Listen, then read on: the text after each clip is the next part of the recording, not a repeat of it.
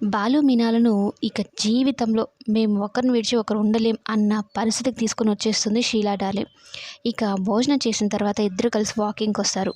ఇక మా నాన్నమ్మ బాగా వంట చేశారు కదా అని మీనాని అడిగితే బాలు, అవును చాలా బాగా చేశారు అమ్మమ్మ అంటూ ఉంటే, నువ్వు మా నాన్నమ్మ అంత కాదు కానీ చాలా బాగా చేస్తావు పూలగంప అంటూ తనని పొగిడితే తను చాలా సిగ్గుపడిపోతుంది మీనా.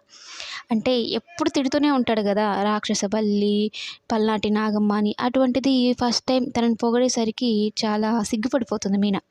ఇక పడుకునే విషయానికొస్తే బాలు, నేను కింద పడుకుంటాను, నువ్వు పడుకో, నేను బయట పడుకుంటాను అంటే, అక్కర్లేదు ఇక్కడ పడుకుందాం అన్నట్టు చెప్తుంది. ఇంకొకటేంటంటే బాలుగారికి తలంటు పోయాలన్నమాట ఆయిల్ పెట్టి మసాజ్ చేసి. ఇక వాళ్ళ నానమ్మకి వాళ్ళ పనావిడుండి, "అమ్మా నువ్వెందుకు చేసేది?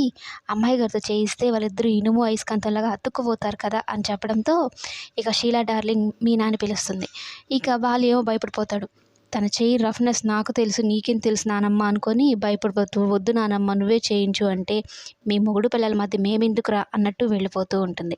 అయితే మీనా ఏమో చక్కగా తీసుకుంటుంది. ఏం మొహమాట పడదు, సిగ్గుపడదు. తన భర్తకే కదా అన్నట్టుగా.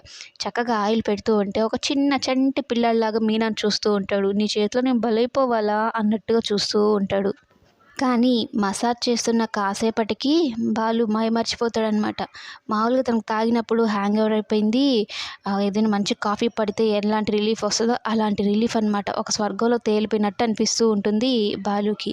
పర్లేదే, ఈ పూలగంప చేతుల్లో ఏదో మ్యాజిక్ ఉంది. తలపట్టడాలు ఇయన్నీ గూడా వదిలిపోయేటట్టున్నాయి అన్నట్టు అనుకుంటూ బాలు మీనాని చూస్తూ ఉంటే, వాళ్ళిద్దరిని చూసి షీలా డార్లింగ్ మురిసిపోతూ ఉంటుంది.